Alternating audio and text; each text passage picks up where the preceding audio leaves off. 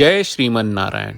ए पर जे टिप्पणी हम करे जा रहल बा रामानुजदास श्रीमान गट्टू वेणुगोपाल स्वामी जी के द्वारा दिहल गयल बा। अध्याय 18 मोक्ष संन्यास योग श्लोक 1। संन्यासस्य महाबाहो तत्त्वमिच्छामि वेदितुं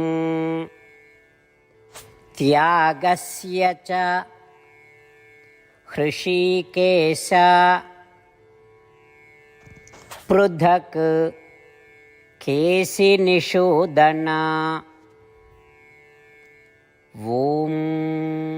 गीताचार्य श्री कृष्ण परमात्मा अर्जुन समेत हमनी सबके मोक्ष संन्यास योग सिखा रहे बानी।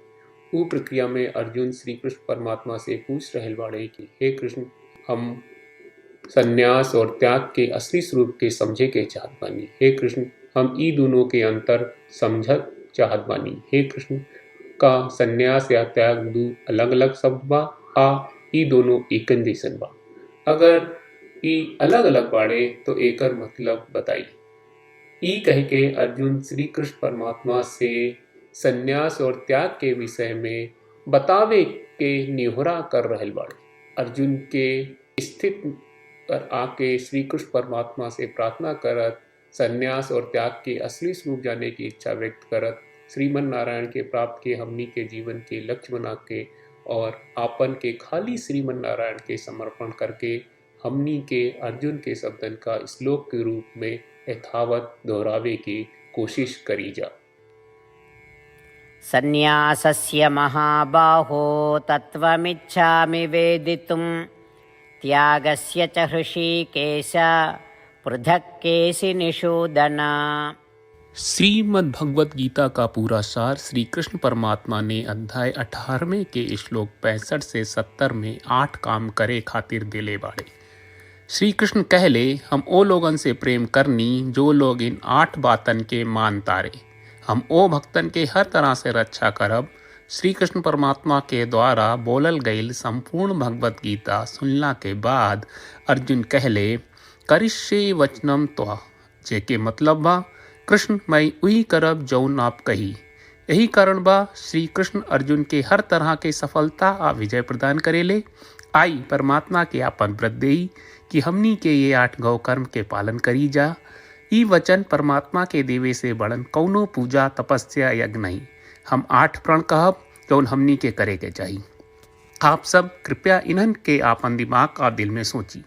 श्री कृष्ण के आपन वचन देवे के ई तरीका में हमनी सबकी कल्पना करे के चाहिए कि श्री कृष्ण का चेहरा खुशी से चमकत बा और खुशी के एहसास करत बा। जय श्रीमन नारायण।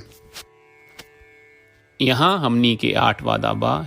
हमनी के पहला वादा, हे श्रीमन नारायण, आपका निर्देश के मुताबिक हम हमेशा तोहार ध्यान करब और तोहार बारे में सोचब।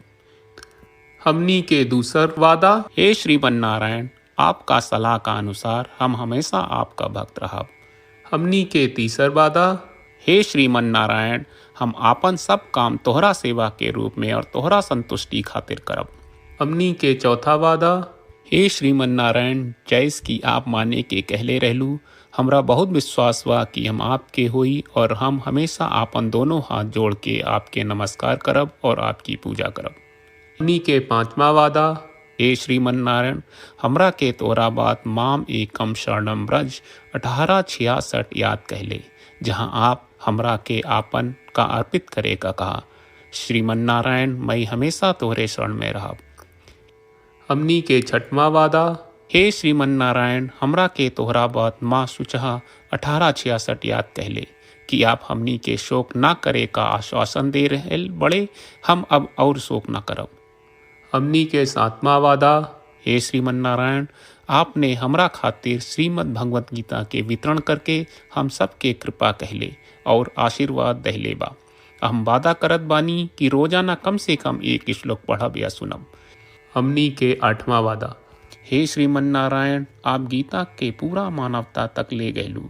हम गीता में आपके दिव्य वचन के उन भक्तन तक पहुँचावे के प्रयास करब जे गीता से अपरिचित बा। हे श्रीमन नारायण, हम उई करब जौन तू करे का कहब। हम ऐसन व्यवहार करब जैसन आप चाहत बानी और हम खाली आपका खातिर काम करब। श्रीमन नारायण के रोज आपन वचन देहल कि हम ओइस करब जैस आप कहत बानी, ई अपने आप में बड़न पूजा बा। श्रीमन नारायण करशे वचनम त्वा। श्रीमन नारायण हम तोरे निर्देश के मुताबिक काम करब। सर्वम श्री कृष्ण अर्पणम अस्तु। जय श्रीमन नारायण। सन्न्यासस्य महाबाहो तत्त्वमिच्छामि वेदितुं त्यागस्य च हृषीकेश पृथक् केशिनिषूदन। ॐ सन्न्यासस्य महाबाहो तत्त्वमिच्छामि वेदितुं त्यागस्य च हृषीकेश पृथक् केशिनिषूदन।